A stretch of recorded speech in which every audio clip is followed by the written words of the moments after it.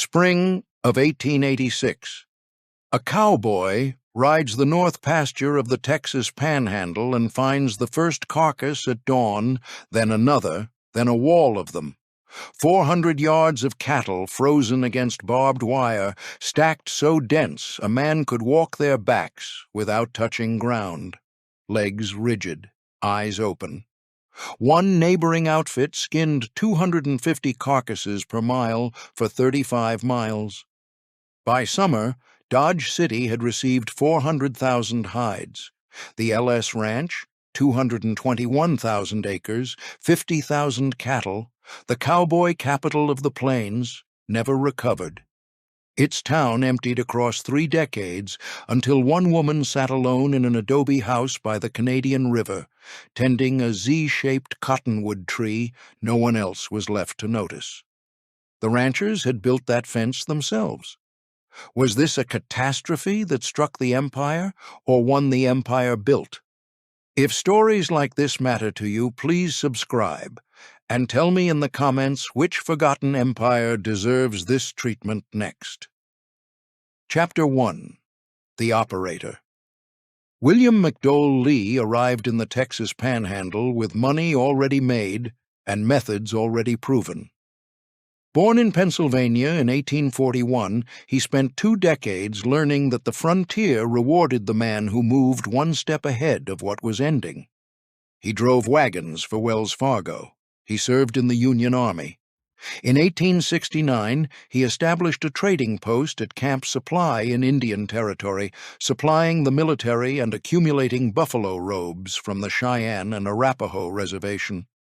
By the mid-1870s, he ran hide outlets from Dodge City to New York, channeling the profits of the Texas buffalo kill, the systematic slaughter of the southern bison herds that reduced a population once counted in the millions to scattered remnants within a decade. He was not a hunter. He organized the supply chain. He understood what the industry was doing to itself, and he pivoted before the end arrived. That was his gift. Not vision, exactly. Timing. At its height, Lee's hide operation processed thousands of buffalo hides per season. The logistics required staging points in Dodge City and Reynolds City, storage connections to New York and Chicago, and a workforce of hunters, skinners, freighters, and tanners he never had to directly manage or pay year-round. He bought the product. He sold the product. The labor in between was someone else's exposure. He learned from this arrangement a principle he would carry directly into ranching. Distance from the work reduced liability. Capital should manage capital. Men should manage cattle. When the southern herds collapsed under the weight of the kill, Lee did not scramble. He had already been moving money into Panhandle land. The Texas Panhandle in 1879 looked the way every undervalued territory looked to men of his temperament, open, underpriced, and about to change. He established the LE Ranch in Oldham and Hartley counties, then found a banker from Leavenworth, Kansas, named Lucian B. Scott. Scott had purchased roughly 35,000 acres in Oldham and Hartley counties in December of 1880. He needed a partner with rangeland experience. Lee needed capital and land. They formed the Lee Scott Cattle Company in early 1882. The brand became LS. Lee earned a nickname almost immediately. Alphabet. William McDowell Lee, his name abbreviated in so many partnership agreements and correspondence chains that the letters seemed to multiply around him. He helped charter the American Angus Association and is credited with moving the first herd of Aberdeen Angus cattle west of the Mississippi River. He believed in systematic breeding, documented bloodlines, the application of scientific thinking to what other ranchers treated as intuition. He was correct about most of it. He was rigid about labor in a way that would cost him more than any calculation prepared him for. Their shared philosophy drove the ranch's expansion. The open range was ending. The commons on which ranchers had grazed cattle without owning the land beneath them was giving way to purchased acreage and barbed wire. A ranch that wanted to survive the transition needed to own its range before the market forced the price upward. They bought aggressively. They absorbed the Hispanic plazas along the Canadian River Valley. They consolidated competing claims. They purchased land for as little as 50 cents to $1 per acre when sellers needed cash quickly, and paid somewhat more for parcels with reliable water. By the time the LS reached full operational strength, the Lee Scott Cattle Company owned close to 221,000 acres across Oldham, Potter, and Hartley counties, with leased range extending into eastern New Mexico, and a satellite operation running cattle as far as the Yellowstone River in Montana. About 6 months into full operations, 50,000 head of mixed cattle grazed under the LS brand. The headquarters sat on Alamocitas Creek, a spread of corrals, bunkhouses, a cookhouse, storage, and working pens positioned to manage a range the size of a small European principality. Lee and Scott governed it from Leavenworth. McAllister governed it from the creek. 1 year after that, Frenchie McCormick arrived in Tascosa and began dealing cards at Mickey McCormick's Canadian River Saloon. She would still be there when the ranch was gone. She would be the last evidence that any of it had existed. Chapter 2. The town the ranch did not build. The ranchers did not build Tascosa. They colonized it. Casimiro. Romero led his community out of New Mexico in 1876. Nuevomexicano sheep herders and freighters, they settled along Atascosa Creek, where it met the Canadian River, and named the community Plaza Atascosa, Boggy Creek. They built adobe houses from river clay. They cut irrigation ditches from the creek. They grazed their flocks in a valley 300 miles northwest of the nearest Anglo settlement, and they had been building there for years before the cattle industry found the ford. Romero was not a marginal figure. He led a functioning agricultural community. Families, not individuals, with seasonal crops alongside their flocks, with a social structure organized around the plaza, form his people had used for generations across New Mexico. The adobe construction was sophisticated, not provisional. Walls, 18 inches thick, retained coolness through summer and warmth through winter. The irrigation channels his community dug followed gradients their ancestors had calibrated in the Rio Grande Valley over 2 centuries. This was knowledge brought to a new landscape, not improvisation. The ford was everything. The Canadian River at Tascosa offered a predictably crossable, reliable crossing. Cattle drives moving north toward Dodge City needed it. When Goodnight brought his herds through in the mid-1870s, he found the ford and he found Romero's established community. The infrastructure was already there. Someone else had built it. Henry Kimball set up his blacksmith shop in 1876, the first Anglo settler, his work made possible by the community preceding him. A general store and saloon followed. Oldham County organized in 1880, and Tascosa became its seat. A sandstone courthouse went up in 1884. Saloons and dance halls multiplied along the main street. Mickey McCormick opened the first saloon and livery stable around 1880, and his wife, Frenchie, as the name had already stuck, dealt cards to men who had ridden months from anywhere that mattered. The physical layout of Tascosa told its economic story plainly. Main Street ran east to west along the north bank of the Canadian, 1 block of commercial buildings facing the river. Hogtown occupied the lower end, a separate district, officially East Tascosa, where the saloons ran later and the questions were fewer. The courthouse anchored the eastern end of town. Between them lay hotels, mercantile stores, a barber shop, a newspaper office, a post office, and the livery stables that serviced the constant traffic of horses and freight wagons that kept the town commercially alive. 350 permanent residents at peak, hundreds more cycling through seasonally. The Litty, LX, LS, Frying Pan, and XIT ranches combined grazed upward of 200,000 cattle on the surrounding Panhandle range. Cowboys earned $25 to $40 per month. The saloons of Hogtown converted those wages at roughly a month's pay in a single night. The sandstone courthouse served a county larger than some eastern states. Boot Hill Cemetery held 26 graves on the hill above town, most undated, most marked only by given names or nicknames. The first sheriff of Oldham County shot the man in the first grave.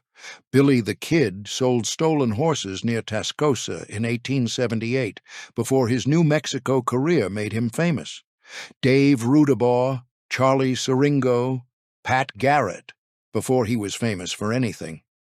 Texas Ranger G.W. Arrington, who had seen every hard corner the frontier produced, called Tascosa the hardest place on the frontier. Not the most dangerous, the hardest. Hard meant violence was structural, the baseline rather than the exception. Romero and most of his people stayed through the early 1880s, their sheep operation increasingly hemmed in by cattle operations that treated the Canadian River Valley as their private range and its earlier inhabitants as irrelevant complications. The friction was not violent, but it was constant. Cattle and sheep compete directly for grass. Cattlemen across the frontier treated sheep herding with an antagonism that expressed itself first through social pressure, then through exclusion, then through the simple economic fact that a range controlled by 10,000 head cattle operations left no margin for a flock of several hundred sheep. By the late 1880s, Romero's community had largely drifted back toward New Mexico. The irrigation ditches they had cut remained, useful to the cattle operations that replaced them. The name they had given the place remained, the people did not. The town and the ranch were not simply connected, they were the same organism. Without the surrounding cattle operations, there was no economic logic for Tascosa to exist. Without Tascosa's supply lines, courthouse, and social infrastructure, managing a 200,000-acre operation became administratively untenable. Each needed the other at exactly the level the other could provide. That kind of mutual dependency is stable only as long as the underlying economy holds. Chapter 3. The Arithmetic of Labor. The cowboys who signed the strike document in the spring of 1883 understood exactly what they were doing. 24 names on a single sheet of paper circulated through Tascosa in early April. Cowboys from the Lit, LX, LS, LE, and T anchor ranches. The demands were plain. Wages to rise from $25 or $30 per month to $50 for ordinary cowboys, $75 for range bosses.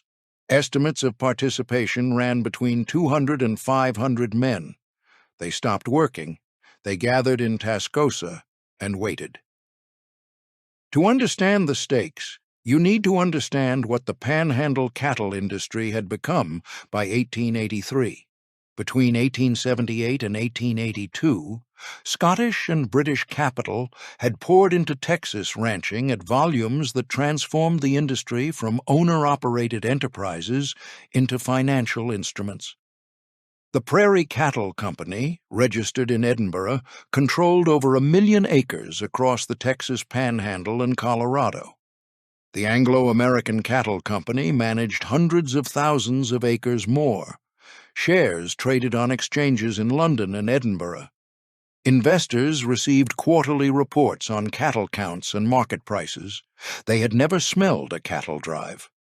This financial structure required cost discipline that owner-operators had not imposed on themselves. The men running these operations from Edinburgh and Kansas City needed numbers that would hold up to investor scrutiny. Labor was the most controllable cost on the balance sheet. Fixed pay scales, applied uniformly across the Panhandle through inter-ranch coordination, kept that line item predictable. The ranches shared this information the way cartels share pricing, not through a formal agreement anyone would sign, but through the constant communication of managers who understood their collective interest.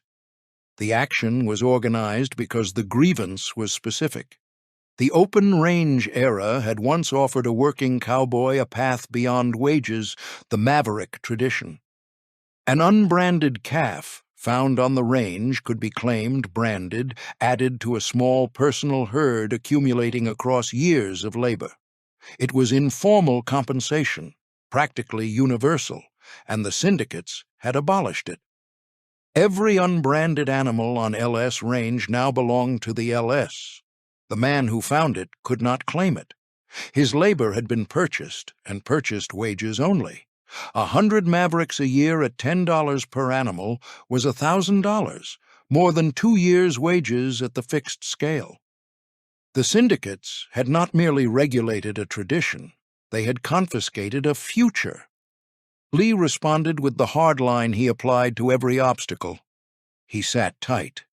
The syndicate managers sat tight. The strikers spent their remaining wages on accommodation in Tascosa and waited. By June, the money was gone. Within 2 months, the strike collapsed. No major confrontations, no concessions granted. Pay scales unchanged, maverick prohibition intact. Then the ranches circulated the names. The blacklist moved between managers across the Panhandle. Faces were known. The fenced, coordinated Panhandle was now a single labor market managed by men who agreed on who was employable. The option to ride to the next outfit had closed with the range. The blacklisted strikers found that market sealed. Some drew a conclusion. If the ranches would not pay fair wages, they would take the cattle directly. Jesse Jenkins organized it through Hogtown. They named it the Get Even Cattle Company. Every unbranded maverick a man could claim paid $5 from the enterprise. Stolen stock moved across the New Mexico line, beyond Texas jurisdiction, held at a ranch in the territory where Texas law could not reach. The operation required precisely the skills the ranchers had spent years developing in these men: knowledge of the range, ability to move cattle quietly in the dark, fluency in which draws and creek crossings avoided scrutiny. The blacklisted cowboys had all of it and now applied it against the operations that had trained them. The rustling extended across the entire region. Estimates placed total losses at perhaps 500,000 head across Panhandle ranches over several years. The LS brand alone ran roughly 50,000 cattle across 221,000 unfenced acres, vulnerable on every remote pasture. Mavericks ran at approximately 1 per 10 adult cattle per season, potentially 5,000 animals per year, reachable before the LS iron. At $5 a head, a crew of 20 former cowboys could match their former annual wages in 2 months of work, and the law struggled to prosecute across terrain it could not fully patrol. The Get Even Cattle Company was not crude theft. It was a business. It had supply, logistics, and a market across the state line. Jenkins ran Hogtown with the same administrative competence that McAllister ran the LS headquarters. The difference was who held the brand and who held the law. For 2 years the operation ran. Lee had converted the most knowledgeable range workers in the Panhandle into enemies, and those enemies were applying their knowledge against him. In 1884, he acted. Chapter 4. The Ranger and the Calculation. Pat Garrett had killed Billy the Kid in July of 1881 at Fort Sumner, New Mexico. He was 31 years old. He was available, $5,000 per year. A skilled Panhandle cowboy earned at most $300 annually. Garrett understood the ratio and accepted the terms. His unit was officially the Home Rangers. Small ranch owners across the region named it almost immediately the LS Rangers. The derision was accurate. This was not regional law enforcement serving a public interest. It was a private army, funded by the Lee Scott Cattle Company, operating under the color of Texas law, with a corporate brief. Garrett brought organizational methods. The Get Even Cattle Company had not anticipated. He was not a man who conducted individual arrests and hoped for convictions in a court that required witnesses willing to testify against their neighbors. He mapped the operation's supply lines. He pressured the New Mexico contacts holding stolen stock. He made the economics of rustling uncertain rather than merely illegal, which is a different kind of pressure, less dramatic, more effective. A man could accept the risk of prosecution.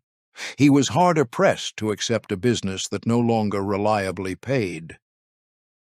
The LS Rangers moved through Hogtown as authorized force. Jesse Jenkins's operation had functioned partly because Tascosa's informal economy created plausible deniability around the movement of cattle and cash. Buyers and sellers asked different questions in Hogtown than they asked in the courthouse 2 blocks away. Garrett's presence closed that deniability. The same social geography that had made Hogtown useful, its separation from official Tascosa, its unwritten rules about what you noticed and what you ignored, became a liability when men with rifles and legal standing began attending its evenings. Frenchie McCormick watched this from across the card table. She knew every man who came through by his debts and his degree of desperation. She knew which former strike participants were running cattle across the New Mexico line. She filed that knowledge and kept dealing. A woman in her position could not afford to take sides. The pressure built through 1884 and 1885. Each confrontation layered bitterness onto the existing stock. On the night of March 20th, 1886, Hogtown was full. A baile, a gathering for dancing, had drawn cowboys from across the region. 4 men from the LS Ranch were there: Ed King, Frank Valley, Fred Chilton, John Lang. What started the shooting before midnight is disputed.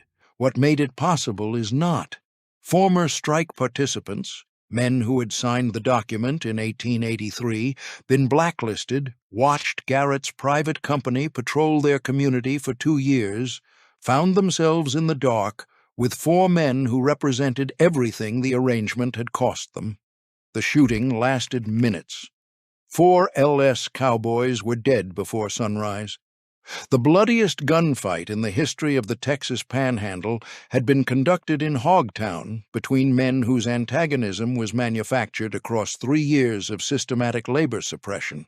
The newspaper reported violence. The historical record, read carefully, reports consequence. Frenchie was on the street when the wounded were carried past. She had been dealing cards when the shooting started.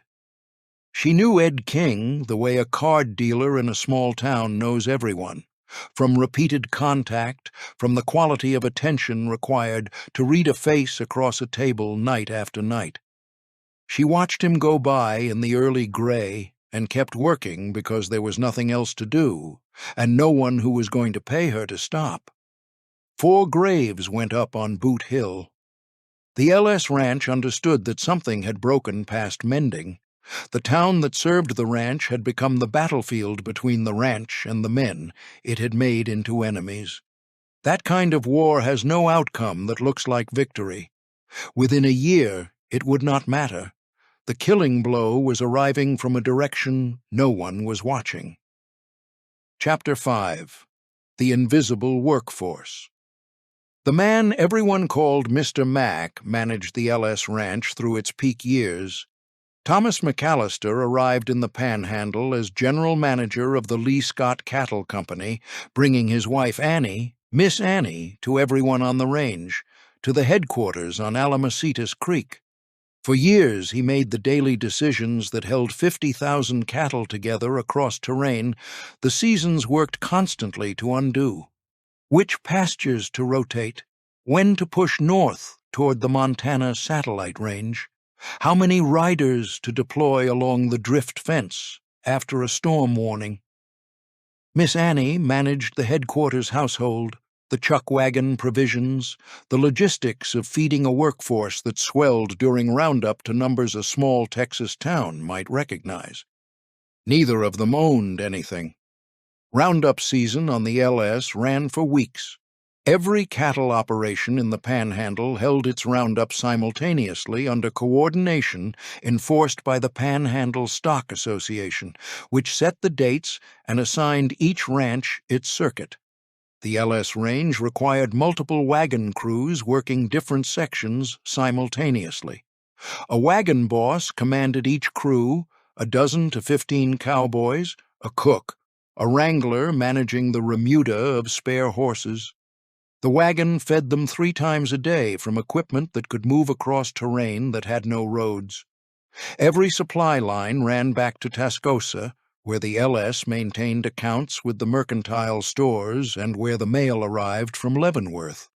The logistics of Roundup alone required administrative coordination that most operations spent the entire winter planning.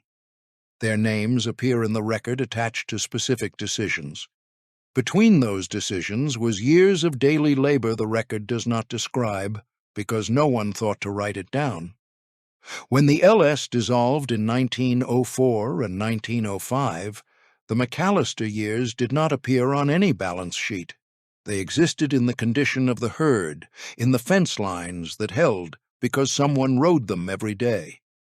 Then they were sold, with everything else, to buyers who had no reason to remember the name.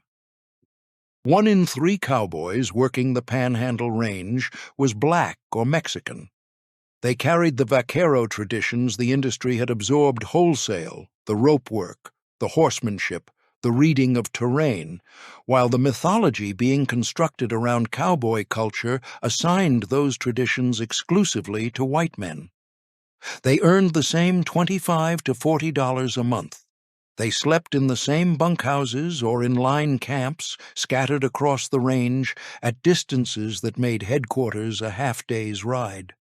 Line camp life in the Panhandle in winter was isolation that only duration can teach. A single room, a stove that required constant feeding.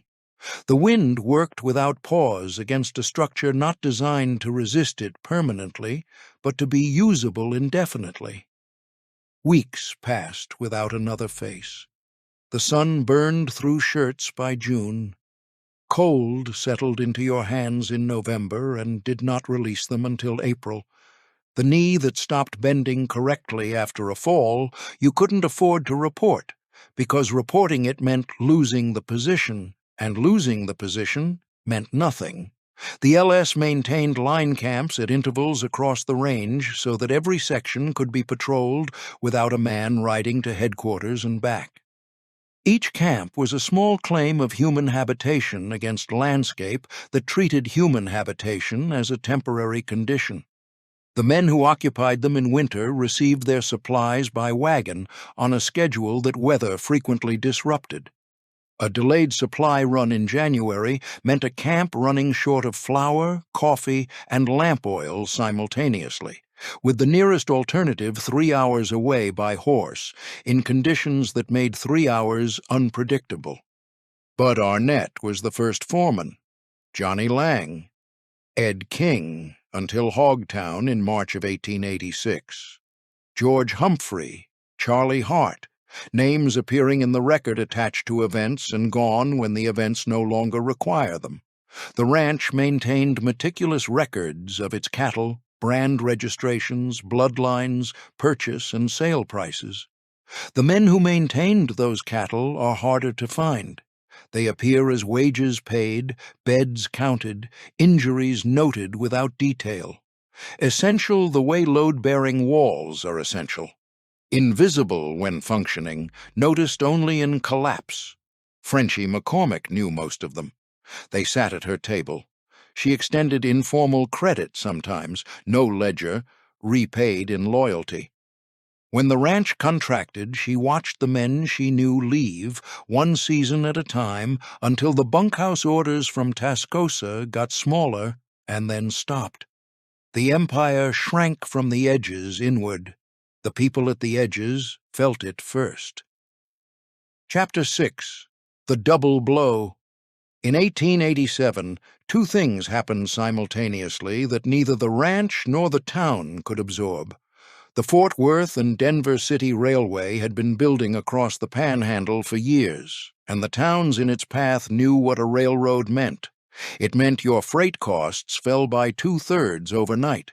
It meant cattle could be loaded locally rather than driven to distant railheads, saving weeks of weight loss and trail mortality. It meant goods arrived faster, mail arrived faster, people arrived faster.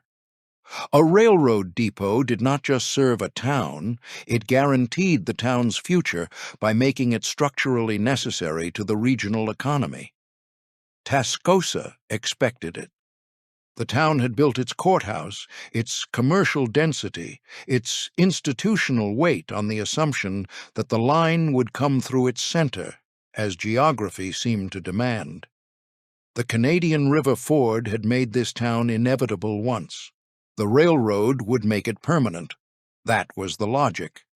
The railway completed 16 miles of track across the northeastern corner of Oldham County in 1887. Those 16 miles did not pass through Atascosa. They passed 2 miles south of town, across the Canadian at a crossing a survey team had calculated was cheaper to bridge. The margin was not large. The consequence was total. A new town site appeared adjacent to the rail crossing. Many of Tascosa's businesses packed their inventory and relocated within months. The Tascosa Pioneer, the newspaper launched the previous year to document the town's future, began documenting its diminishment instead. The ford that had made Tascosa inevitable now meant nothing. You could cross the river all you wanted. The rails did not care. In the same 18 months, the weather executed the second blow. The drift fence had run 200 miles east to west across the northern Panhandle since 1882. Fence posts cut from canyon timber along the Canadian River, wire and staples hauled in wagons from Dodge City at significant cooperative expense. The engineering was sound. The flaw was structural. The fence stopped cattle from drifting. It did not stop blizzards from arriving. Temperatures hit 35 degrees below 0 Fahrenheit at recording stations during the winters of 1885 through 1887. Cattle ran before blizzards the way they always had, following instinct south and west, trying to outrun the cold. They hit the wire. They stacked, 400 yards deep in places where the fence crossed flat ground without windbreaks. The animals in front smothered against the strands while the animals behind pressed harder, driven by cold they could not outrun and wire they could not see until they were already against it. The ones that did not smother froze, standing up. President Cleveland had ordered 200,000 cattle removed from leased Indian Territory grazing land in 1885, forcing them back onto a Panhandle range already running 1 cow per 10 acres on pasture built for 1 per 40. Every additional animal crowding the range that winter was another animal running south when the blizzards came. Every additional animal was another carcass against the drift fence when the storm passed. LS Ranch cowboys skinned 250 carcasses per mile for 35 miles along one fence section alone, 8,750 dead animals on a single line of wire. By June of 1887, Dodge City slaughterhouses had received 400,000 hides from across the Panhandle. The cattle market, already falling since 1883 from the pressure of overproduction and declining eastern beef demand, collapsed under simultaneous panic selling as every surviving rancher liquidated into a market with no capacity to absorb them. A steer worth $35 in 1882 brought $9 in 1887. British and Scottish investors received their loss reports and withdrew. The era that had created the LS Ranch ended on both ends simultaneously. The cattle were dead. The money was leaving. The town the operation had sustained was bifurcating toward a railroad crossing 2 miles to the south. 3 blows inside 18 months, against an operation with no reserve capacity to absorb any single one of them. The Cowboy Capital of the Plains did not announce its decline. It distributed its population. The combined count of both settlements reached 350 by 1890. Not growth, but division. A split population cannot sustain 2 towns on the economic base that had barely sustained one. From the outside, the numbers looked stable.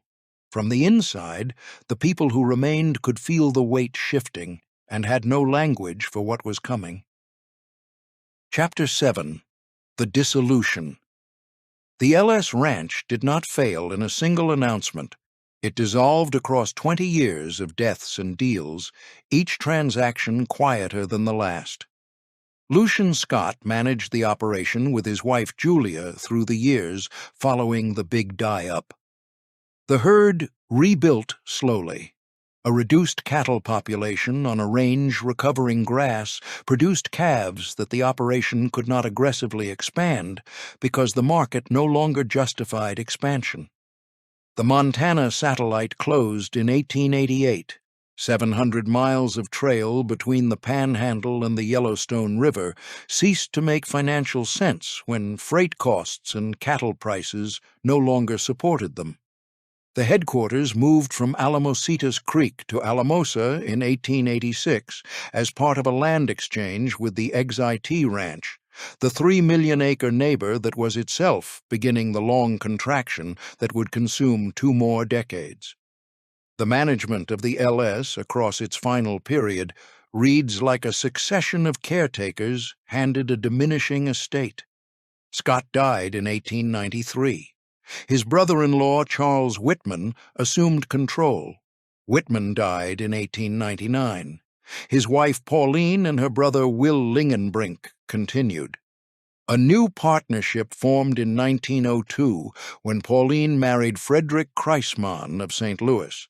Another set of names attached to the same underlying problem. 221,000 acres had become too large for current cattle economics and too complicated for any single buyer to absorb intact. Each death required administrative reorganization. Each reorganization introduced people less familiar with the specific range than the people who had preceded them. The institutional knowledge that McAllister had built across years of daily decision-making did not transfer through legal documents. It transferred through presence on the land, through seasons of accumulated observation about which pastures held through drought, which fence lines came down in north winds, which water sources failed first and which ran longest. That knowledge required continuity to maintain. The succession of managers across the 1890s interrupted continuity repeatedly.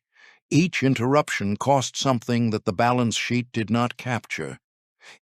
In 1904, the Landigan brothers of Tascosa leased the western half of the operation, roughly 110,000 acres, with an option to purchase.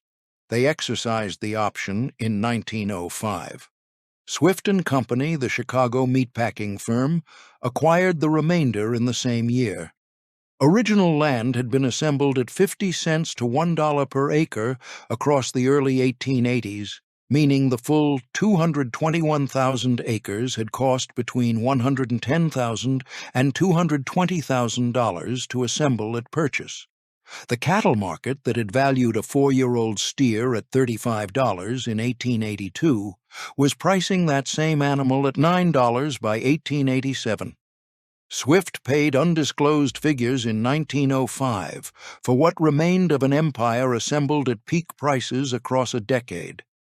The LS brand itself outlasted every financial instrument attached to it, still marking cattle under Ware family ownership in Amarillo in the 1980s, more than a century after Lee and Scott first combined their initials. William McDowell Lee was not present for any of this. He had pivoted again in the late 1880s into harbor development at the mouth of the Brazos River, organizing the Brazos River Channel and Dock Company with the same systematic ambition he had applied to hide trading and cattle ranching. He died in 1905, the same year the last of the ranch was sold, still moving forward, still not looking back. He built conditions. Other people lived in those conditions.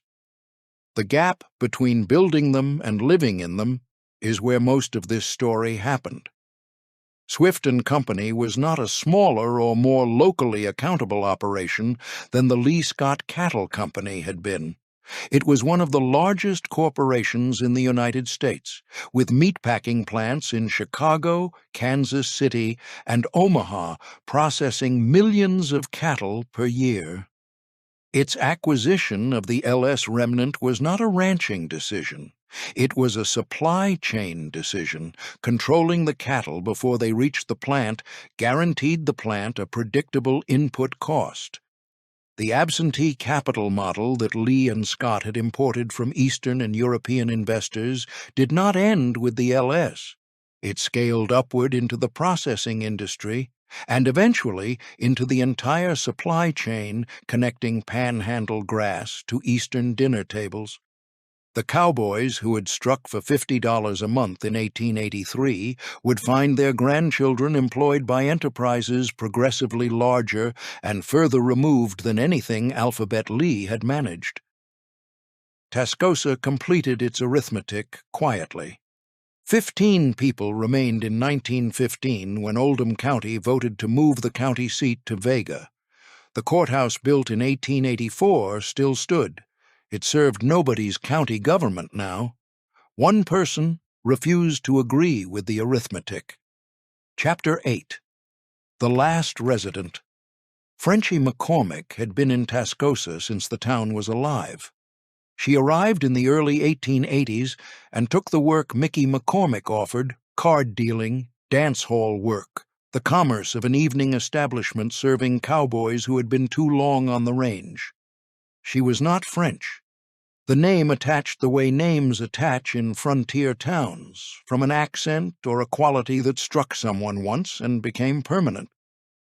She married McCormick and became the first saloon owner's wife in a town where that position put her at the center of everything the Cowboy Capital produced. She dealt cards across from men who would die in Boot Hill. She knew the strike participants by face in 1883. She watched Garrett's Rangers move through Hogtown with the particular attentiveness of a woman who understood that the power in the room had shifted, and that surviving the shift required knowing whose side you appeared to be on while actually being on your own. She was on the street the morning after the Hogtown gunfight in March of 1886, when 4 LS cowboys were carried past in the gray light before sunrise. She kept her table open that day and the next. The flood of 1893 washed out the Canadian River Bridge, damaged homes and businesses along the riverfront, and gave the remaining residents a reason to confirm the conclusion many had already reached. More left. The newspaper had already stopped. The businesses that followed the railroad south in 1887 had not returned. Mickey McCormick died in 1912. The population had contracted to single digits. His death removed the last obvious reason to stay. The business was finished. The town was finished. She had other options. For 27 years, she lived alone in the adobe house beside the Canadian River. No electricity, no running water. The county seat apparatus that had given the place institutional permanence had stopped functioning and converted to ruin around her. The saloons were empty shells. The dance hall was gone. The courthouse stood with its sandstone walls in a town that no longer required a courthouse, its records undisturbed because no one was left to require them. The physical dissolution of Tascosa across those years was not sudden. Adobe construction does not collapse the way wood does. It subsides. Walls lose their plaster and begin to shed courses of sun-dried brick from the top down, each rain season taking another inch. The roof lines went first on most of the abandoned buildings, then the upper walls, then the ground floor interiors filled with debris that compressed over time into something approaching grade level. A town of 350 people had become an archaeological deposit by the time Frenchie was its only resident. She moved through the ruins of the commercial world she had spent her adult life inside, and she made no accommodation to what that meant. She tended the Z-shaped cottonwood tree near the cabin, the tree that had grown into that shape from some early obstruction and held it permanently, the way living things hold the shape of what they survived. She answered questions from occasional visitors briefly. Journalists came in the 1920s and 30s to write pieces about the last resident of the ghost town. She talked to some of them. The accounts they published describe a composed, direct woman who had no apparent nostalgia for the town's violent past and no apparent self-pity about her circumstances. She was simply where she had decided to be. The town site passed to Julian Bivens, a Texas rancher who donated it to Cal Farley, an Amarillo businessman and former professional wrestler who intended to establish a home for troubled boys. Farley started with 5 boys in the old courthouse in June of 1939. Frenchie McCormick left for Channing, Texas, in 1939. The place she had refused to concede for 27 years was becoming something else. She stayed until the choice was no longer hers to make. She died in Channing in 1941, approximately 89 years old. Boot Hill Cemetery remained on its hill. 26 graves, most undated, most marked only by given names, nicknames, or nothing at all. The woman who had stayed longest in the place is not buried in the place. That fact does not resolve into anything clean. It sits alongside the other facts and asks you to decide what it means. Chapter 9. What the Story Became. The LS Ranch and Tascosa have been documented, not well known. Documented. John McCarty's Maverick Town, published by the University of Oklahoma Press in 1946, captured the town's rise and decline with journalistic directness. Dulcie Sullivan's The LS Brand, from the University of Texas Press in 1968, covered the ranch's operational history in archival depth. Donald Schofield's biography of Lee, published in 1985, traced his career across its multiple pivots with scholarly precision. These books exist. They are findable. They are read almost exclusively by people who go specifically looking for them. Most people who know Tascosa at all know it from Western films. Winchester. 73, the 1950 Anthony Mann film starring James Stewart, uses the town for its climactic confrontation. Two rode together. John Ford's 1961 film, also with Stewart, makes Tascosa the home base of its protagonist. In both, Tascosa is shorthand for frontier lawlessness, a name that sounds authentically Western without demanding accuracy about what occurred there. The cowboy strike of 1883 does not appear. The Get Even Cattle Company does not appear. Casimiro Romero's Plaza Atascosa does not appear. This is how places die twice. Once when the economics end. Once when the mythology replaces the record. The actual sequence is more instructive than the mythology. The LS Ranch failed because it was built on 3 assumptions, the 1870s validated and the 1880s disproved simultaneously: that free grass would last, that cattle prices would hold, and that labor could be fixed at $25 to $40 a month without the people performing that labor developing a position about the arrangement. The third assumption failed first, and the failure cascaded. Romero's community is the sharpest lens for the full trajectory. His people built their plaza at the Canadian River Ford in 1876. The ford, the adobe construction, the irrigation infrastructure, the social organization that made a trading post viable at that location. The Anglo-commercial world absorbed that infrastructure as it expanded, then displaced the community as the expansion contracted. Romero's people drifted back toward New Mexico in the late 1880s and 1890s as the shrinking margin of the range no longer accommodated sheep alongside cattle. The name they gave the landscape, Atascosa, outlasted them as a toponym attached to a town built on top of their community, which was itself converting to ruin. Infrastructure outlasted its builders by a generation. That is about average. The transformation of the town site across the 20th century added its own layers of revision. Cal Farley started with 5 boys in the courthouse in June of 1939. By the 1960s, the institution housed 346 children. Today, Cal Farley's Boys Ranch operates on 10,000 acres, houses boys and girls both in modern facilities, and runs entirely on private funding without government subsidy. The sandstone courthouse from 1884 still stands on the property, now containing the Julian Bivens Museum. Boot Hill Cemetery holds its 26 graves on the same hill above the Canadian River. The combined modern population of Vega, which received Oldham County's county seat in 1915, is approximately 900 people. Old Tascosa has 0 permanent residents. Each version of the town site preserved something and erased something else. The Boys' Ranch preserved the courthouse and the cemetery and the bones of the adobe schoolhouse, and gave the land a continuing human purpose. It also completed the conversion of a place shaped by labor conflict and displacement into a site associated with uplift and rehabilitation. Both things are true of the same ground. The ground does not adjudicate between them. Chapter 10. What the Land Kept.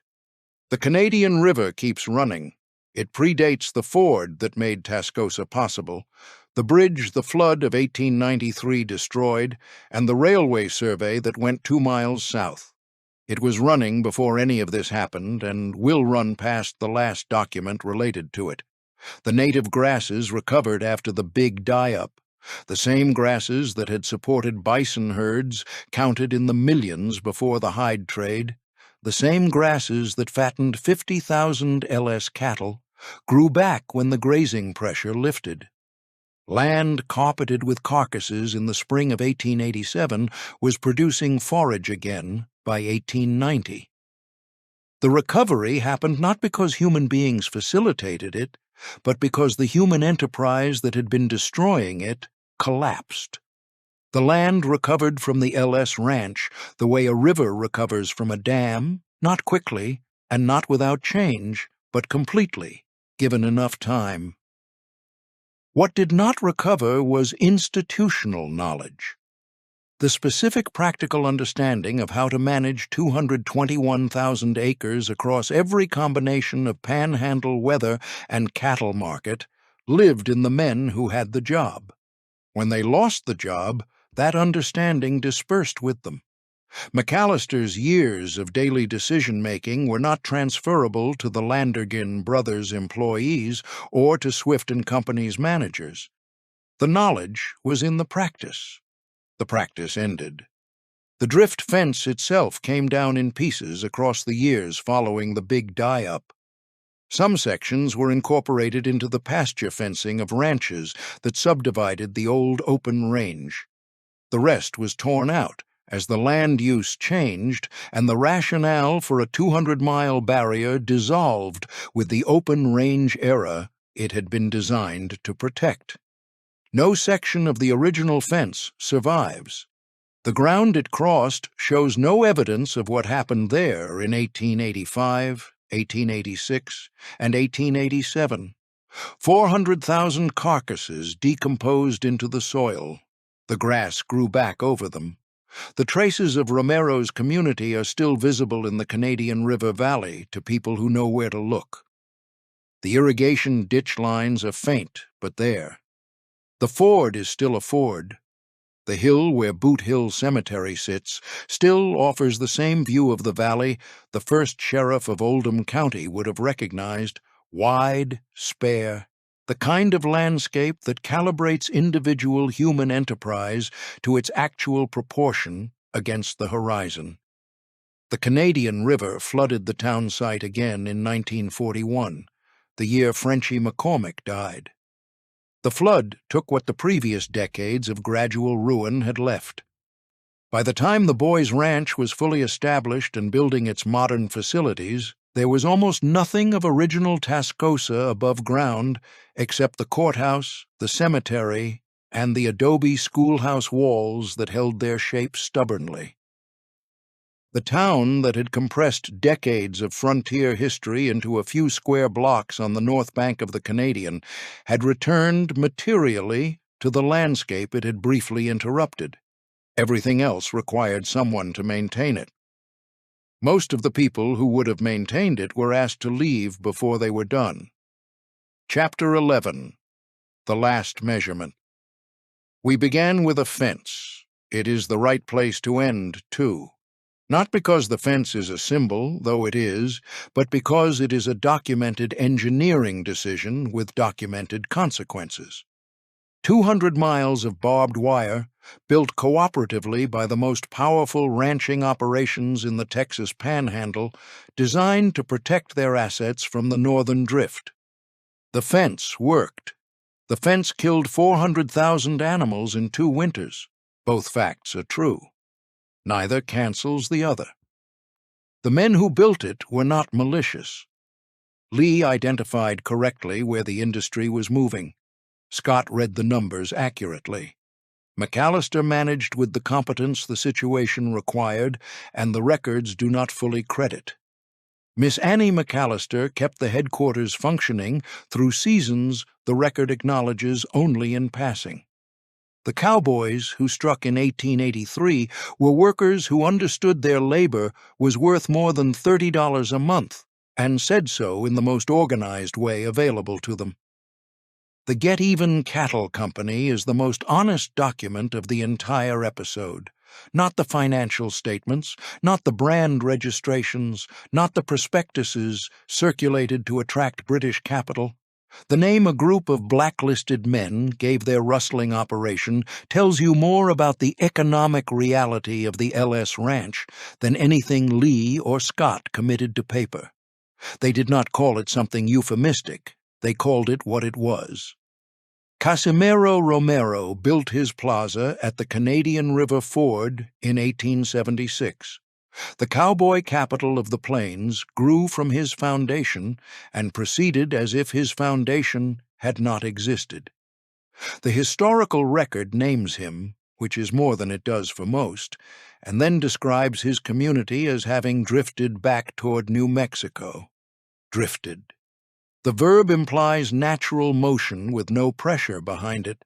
The cowboys buried in Boot Hill arrived from Missouri and Ireland and the post-Civil War South and the Mexican borderlands. They had in common that they died in the same small place during the same narrow window of years, in a town whose entire existence lasted less than 4 decades from first settlement to last resident. 26 graves, most without dates, most without full names.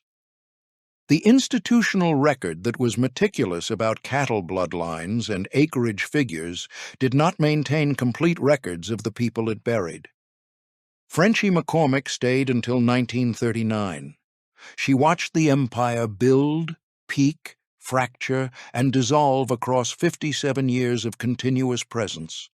The gunfire, the flood, the railroad bypass, the census that counted 15, the years when the count was too low for official purposes. She did not drift.